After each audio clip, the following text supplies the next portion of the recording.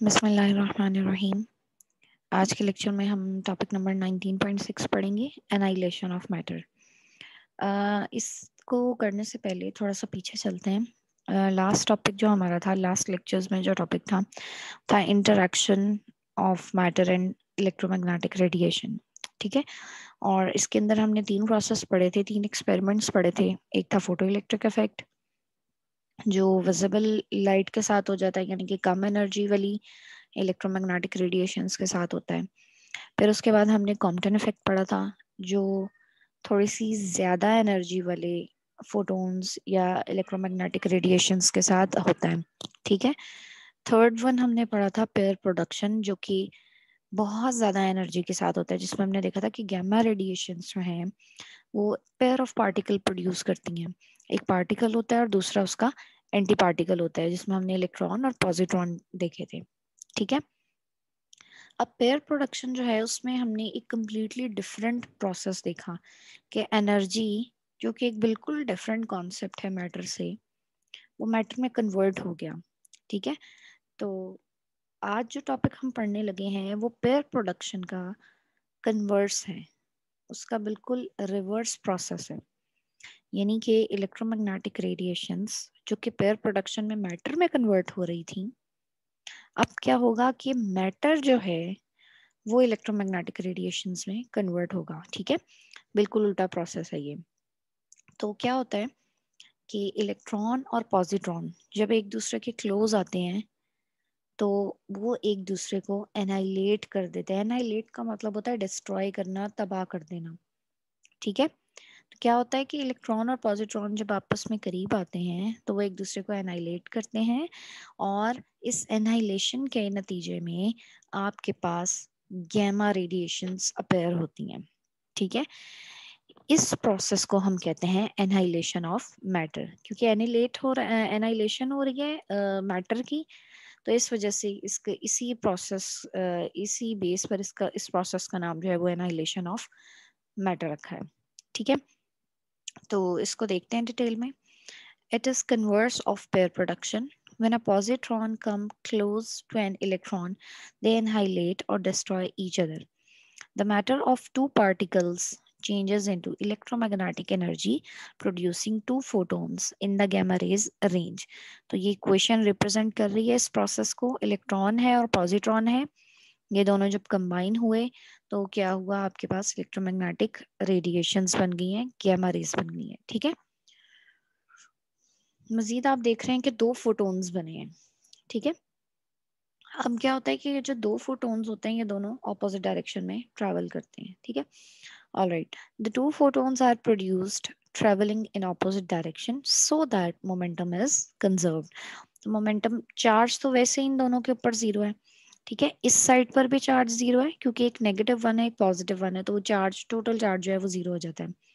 तो electromagnetic radiations जो है उन पे भी 0 चार्ज होता है, तो इस वजह से चार्ज तो कंजर्व ही है। ठीक है, अब बाकी जो चीज रह जाती है वो होता है मोमेंटम।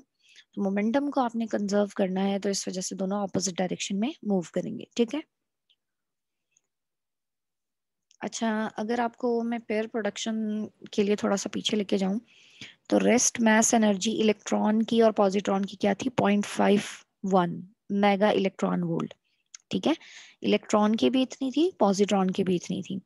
तो इन दोनों को प्रोड्यूस करने के लिए जाहिर है कि दोनों के लिए रिक्वायर्ड एनर्जी होनी चाहिए ना। तो 0.51 प्लस 0.51, तो ये 1.02 मेगा इलेक्ट्रॉन वोल्ट आती थी। ठीक है, तो इसी तरह जब एक इलेक्ट्रॉन और एक पॉजिट्रॉन एनाइलेट होंगे तो क्या होगा कि 0.51 इलेक्ट्रॉन से आएगी एनर्जी, और 0.51 मेगा इलेक्ट्रॉन वोल्ट इलेक्ट्रॉन से आएगी, और इतनी ही पॉजिट्रॉन से आएगी। तो इस वजह से जो है वो आपके पास 2 फोटॉन्स बनते हैं। ठीक है, each photon has energy 0.51 mega electron volt. ठीक है, equivalent to rest mass energy of a particle, right. तो ये जो है ये एनाइलेशन ऑफ मैटर थी। अब इस प्रोसेस के अंदर एनाइलेशन तो ऑलमोस्ट यहीं तक थी। अब आपको एक नया पॉइंट जो है वो बताने लगे हैं, और वो नया पॉइंट है पॉजिट्रॉन के बारे में या एंटी पार्टिकल के बारे में।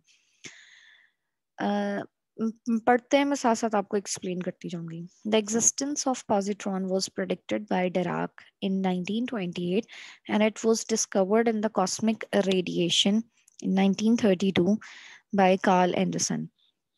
डिराक जो है उसने मैथमेटिकली या आप कह लें कि थ्योरेटिकली जो है वो प्रेडिक्शन की थी कि इलेक्ट्रॉन की तरह एक और पार्टिकल एग्जिस्ट करता है जिसकी सारी प्रॉपर्टीज इलेक्ट्रॉन जैसी होती हैं, लेकिन सिर्फ उसका चार्ज जो है वो ऑपोजिट होता है, जिसकी वजह से उसने उसको एंटी पार्टिकल कहा.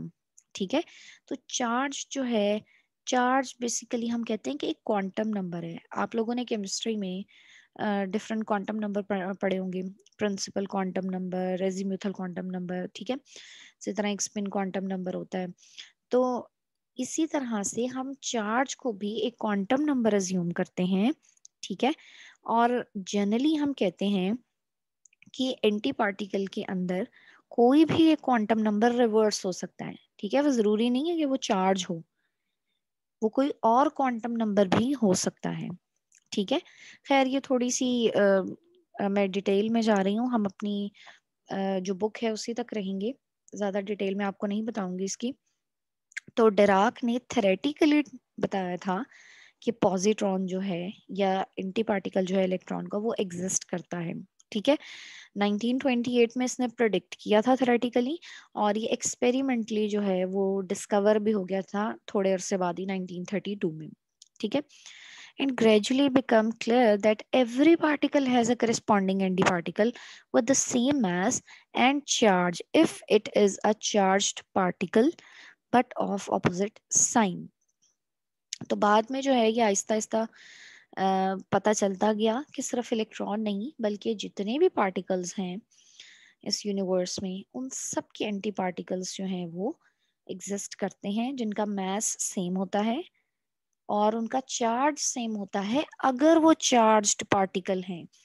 ये लाइन आपको बताती है कि अगर कोई पार्टिकल चार्ज्ड नहीं है, जैसे कि न्यूट्रॉन, न्यूट्रॉन एक न्यूट्रल पार्टिकल है लेकिन उसका भी एक एंटी पार्टिकल होगा. ठीक है, अगर तो वो चार्ज पार्टिकल है तो उसका चार्ज सेम होगा लेकिन ऑपोजिट साइन के साथ. लेकिन अगर वो चार्ज पार्टिकल नहीं है, न्यूट्रल है, तब भी उसका एंटी पार्टिकल एग्जिस्ट करता है, लेकिन उसमें कोई और क्वांटम नंबर जो है, जैसे चार्ज है ना, उसी तरह जो बाकी क्वांटम नंबर है उनमें से कोई एक जो है वो ऑपोजिट हो सकता है. ठीक है, ये बस छोटी सी बात मैंने आपको एक एक्स्ट्रा बताई है, इसको ध्यान में रखिएगा. All right. Particles and antiparticles also differ in signs of other quantum numbers. ये जो अभी मैं आपको बात बता रही थी ना, ये वही आ गई है. Other quantum numbers भी चेंज हो सकते हैं, ऑपोजिट हो सकते हैं. That we have not yet discussed. तो 4 क्वांटम नंबर तो आप पढ़ते ही हैं, लेकिन इसके अलावा और बहुत सारे क्वांटम नंबर्स हैं जिनका आपको नहीं पता और आपने नहीं पढ़े हुए. ठीक है, तो अभी आप समझ लें कि जितने भी क्वांटम नंबर्स एग्जिस्ट करते हैं उनमें से कोई भी क्वांटम नंबर अगर इनवर्स मौजूद है या ऑपोजिट मौजूद है किसी पार्टिकल के अंदर, तो वो उस पार्टिकल का एंटी पार्टिकल कहलाएगा. ठीक है, और अब नेक्स्ट पॉइंट जो है उसमें क्या है, a particle and it's anti particle can not exist together at one place. कभी आपने सुना है कि एक एटम, उसके अंदर इलेक्ट्रॉन भी है एक ऑर्बिट में और पॉजिट्रॉन भी है? आपने हमेशा वही एटम पढ़ा है जिसके अंदर इलेक्ट्रॉन्स होते हैं, ना ही कभी आपने कोई ऐसा एटम सुना है जिसमें इलेक्ट्रॉन की जगह पॉजिट्रॉन हो. ठीक है, तो इसकी वजह ये होती है कि पार्टिकल और एंटी पार्टिकल कभी भी इकट्ठे नहीं रह सकते. अगर वो इकट्ठे होंगे किसी जगह पर तो क्या होगा, एनाइलेशन प्रोसेस हो जाएगा, मैटर एनाइलेशन हो जाएगी और इलेक्ट्रोमैग्नेटिक रेडिएशंस बन जाएंगी. तो अगर ऐसा हो तो इसका मतलब तो ये हुआ कि यूनिवर्स में कोई मैटर एग्जिस्ट ही नहीं करेगा. ठीक है, तो इस वजह से हम जितनी भी चीजें देखते हैं वो सिर्फ पार्टिकल्स वाली होती हैं, एंटी पार्टिकल वाली कोई भी चीज हमने नहीं देखी, ना कोई एटम देखा, ना कोई मॉलिक्यूल देखा. ठीक है, तो उसकी वजह यही है कि पार्टिकल और एंटी पार्टिकल कभी भी इकट्ठे एग्जिस्ट नहीं कर सकते. ठीक है, जब भी ये क्लोज आते हैं एक दूसरे के या इकट्ठे कहीं रखे होते हैं तो वो एक दूसरे को एनाइलेट कर देते हैं. ठीक है, that is the particles disappear, their combined rest energies appear in other forms. ठीक है, ये वही बात हो गई. Protons and antiprotons annihilation has also been observed at Lawrence Berkeley Laboratory. तो प्रोटॉन और एंटी प्रोटॉन की एनाइलेशन भी ये वाली जो पेयर प्रोडक्शन में हमने पढ़ी, सॉरी पेयर प्रोडक्शन ही, पेयर एनाइलेशन में या एनाइलेशन ऑफ मैटर में जो हमने पढ़ी है वो इलेक्ट्रॉन और पॉजिट्रॉन की एनाइलेशन थी, ठीक है।